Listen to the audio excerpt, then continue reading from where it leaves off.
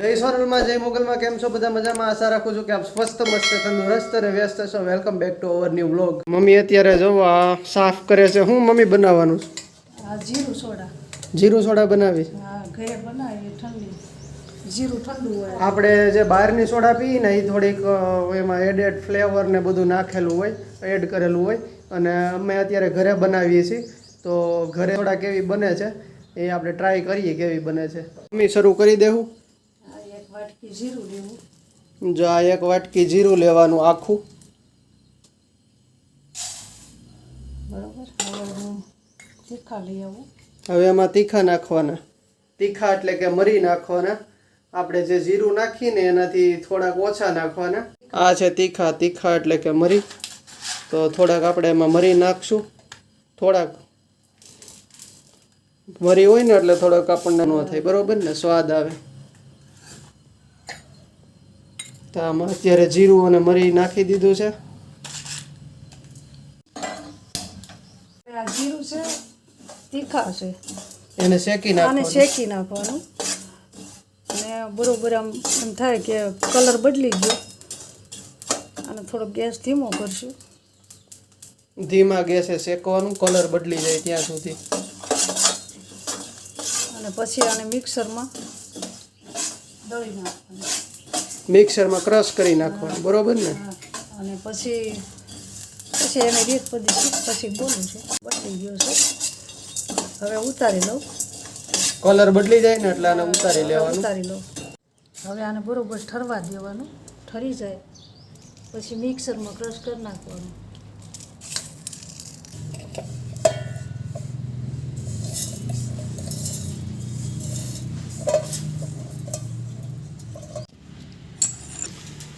જ્યોતિભાઈ આવે અને કાઢ્યું નહીં સોટી ગયું છે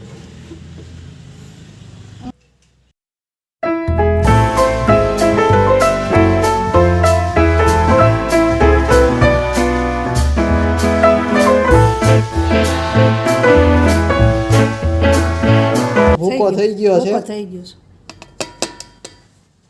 આ જીરું છે ને એ પ્રમાણે 2 કપ ખાંડ નાખવાની આ 1 કપ લીધું હોય ને આપણે તો 2 કપ જેટલી ખાંડ નાખવાની ટૂંકમાં આનાથી ડબલ ખાંડ નાખવાની એમ ને હા બરોબર ડબલ નાખવાની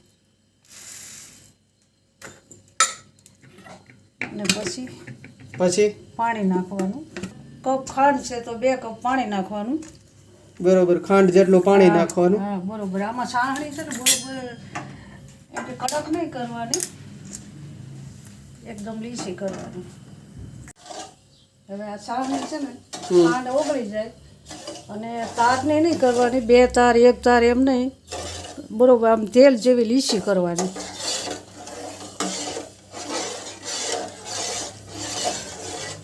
ખાંડ ઓગળી જાય પછી એકદમ લીસી થઈ જાય તેલ જેવી એવી કરવાની ત્યાં લગી ગેસ ફૂલ રાખવાનો અને પછી ધીમે તાપે ચાસણી બનાવવાની હવે ખાંડ ઓગળી ગઈ છે એટલે ધીમા ગેસે ચાસણી બનાવવાની આવી રીતે જોવાનું તેલ જેવી લીસી થઈ જાય ત્યાં લગી રાખવાનું ઘડીક વાર રાખવાનું તેલ જેવી લીસી થઈ જાય એવી તારવાળી નહીં કરવાની તારવાળી નહીં કરવાની લીસી થઈ જવાની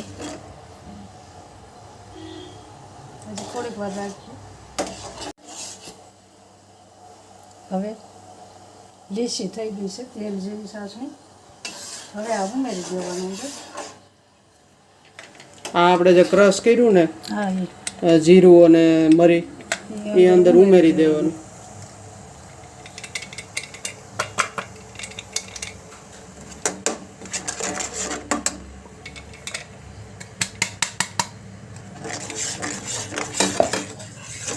પછી ઘડી હલાવવાનું એકદમ મિક્સ થઈ જાય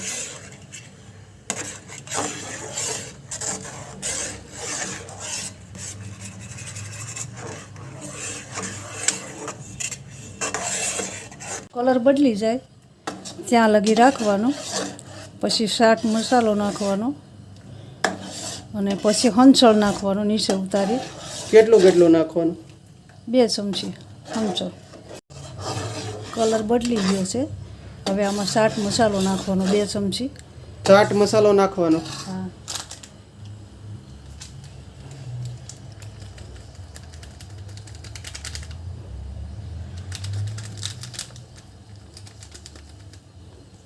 બે ચમચી મસાલો નાખ્યો.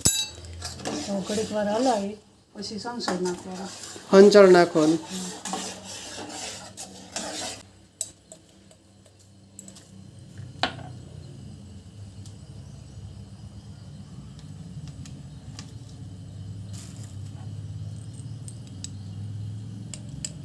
તો ગાંગડી થઈ ગઈ છે વાલ. મમ્મી શરબત બનાવે છે પહેલી વાર. આટાને ઠંડી હોય આ સોડા. ચાલો હવે ગેસ બંધ કરી દેવાનો. બરોબર કલર આવી ગયો છે. હંચળ અને સ્ટાર મસાલો સ્ટાર નાખ્યો. ચાટ મસાલો હા, એટલે મીઠું. આમાં મીઠું નથી નાખ્યું. બરોબર, એટલે મીઠું નહીં નાખવાનું. મીઠું ન નાખવું પડે એટલે મીઠાની જરૂર ન પડે. હવે આને ગાળી નાખશું.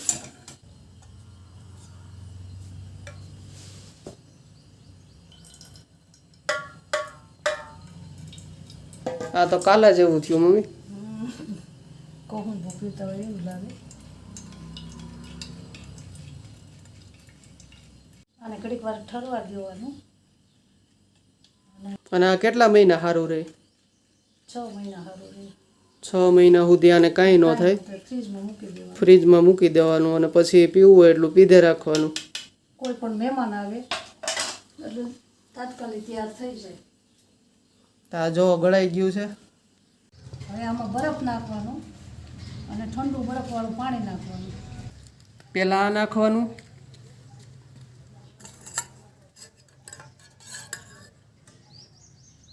કેટલું? 2 ચમચી 2 નાખવાનું. ચમચી.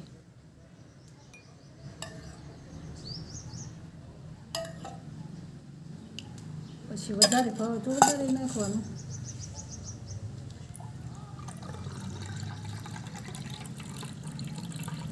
તૈયાર છે આપણું દેશી શરબત. ઠંડુ.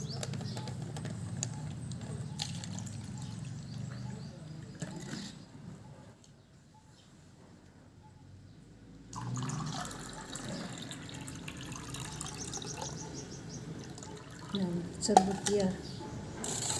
વધારે પણ નાખવું હોય તો નાખી વગર.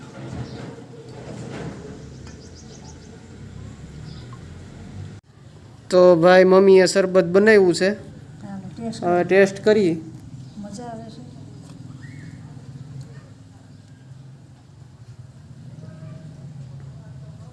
જીરાનો સ્વાદ આવે છે. બરફ નાખવો છે અંદર. મસ્ત બન્યું. તો જ્યોતિદાન જેવા ટેસ્ટ કરે છે, કેવું લાગ્યું? ચેસ મસ્ત, એકદમ મસ્ત. એકદમ દેશી છે ને. જીરાનો જે સ્વાદ આવે છે ને એ મસ્ત આમ લાગે છે, કારણ કે શેક હતા ને. હા, અને પાછું ઘરે બનાવીએ ને એમાં ફેર પડે ને. અને આપણે બહારથી લઈ આવીએ એમાં ઘણો ફેર પડે. અને ભાઈ ગરમી પણ એટલી બધી છે, 41 તો આ 42 ઠંડુ. ડિગ્રીમાં. આ ઠંડુ હોય તો આમ થોડુંક સારું લાગે. ઠંડુ અને પાછું દેશી, કારણ કે આપણે બહાર જે પીએ ને એમાં એડેડ ફ્લેવર આવે. હું નામ નહીં લઉં, બેવરેજીસ ઘણા પ્રખ્યાત છે, પણ એમાં બધું એડેડ સુગર ને એડેડ ફ્લેવર બધું આવે છે. અને આ આપણે ઘરે બનાવો ને તો એમાં થોડોક ફેર પડે અને ચોખ્ખું તો ખરું, એટલે ઘરે આવું બનાવવું વધારે સારું. આમ જોઈએ ને પણ તો જીરાનો પ્રભાવ પણ ઠંડો છે, એટલે ગરમીમાં જીરું ઘણું ગુણકારી છે 100%. આરોગ્યની દ્રષ્ટિએ. એટલે જીરાનું શરબત જે પીવું, આમ આપણે બહાર પીએ છીએ પણ એમાં છે ને એડેડ સુગર હોય, બીજું ઘણું હોય છે, એ આપણને હાનિ કરતા હોય છે. એના કરતાં નેચરલી છે.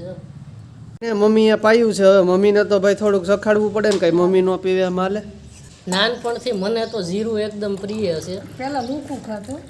પહેલાં હું નાનો હતો ને ત્યારે રસોડામાં કોઈને ખબર ન હોય ને એ રીતે જઈને જીરું લઈને લુખા લુખું ખાવા મળતું એમનું. આને તો ભાઈ જીરું બહુ ગમે છે, નાનો મસાલો હતો ખોલી તેનું. અને આખી ડબ્બી ખાઈ જતો નાનો હતો ત્યારે.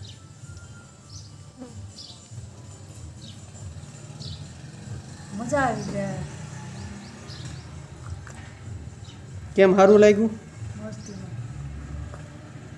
હું મારે હાચે વખાણ કરું ને એ ખોટું, તમે વખાણ કરો તો હશું. ના ના, સારું બન્યું છે ખરેખર. જ્યોતિભાઈને પૂછી દો. તો ચાલો મિત્રો, આજના વ્લોગમાં બસ અહીં સુધી જ છે. લાઈક કરીને શેર કરી દો, કોમેન્ટ કરીને સબસ્ક્રાઈબ કરી દો અને બીજો આવો રેસીપીનો વિડીયો જોવો હોય તો કોમેન્ટ કરજો. મળીએ છીએ જલ્દી નવા વ્લોગમાં. ત્યાં સુધી બધાને જય માતાજી. Our hearts beat to the city streets. We began to feel the fire.